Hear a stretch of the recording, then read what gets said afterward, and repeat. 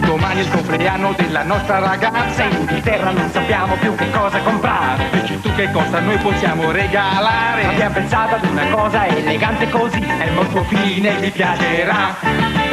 Cozze e peperoni con le vongole, cozze e peperoni con le vongole, cozze e peperoni con le vongole, cozze e peperoni con le vongole, è molto fine, vi piacerà.